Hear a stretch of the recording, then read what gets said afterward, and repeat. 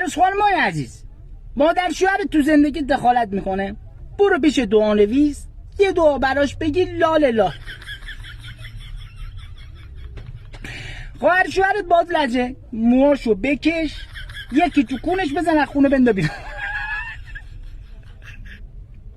جاری به تیکه میندازه، این سری اصلا تحویلش نگیر، چونتو بکن سمتش بذار آتیش بگیر.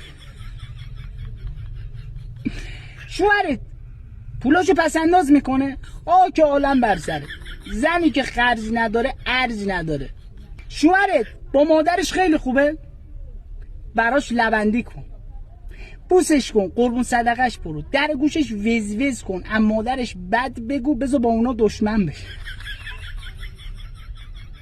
و در آخر به خانواده شوهرت بگو یه مدتی تیمارستان بودم، دشمن از آدم بترسه خوبه.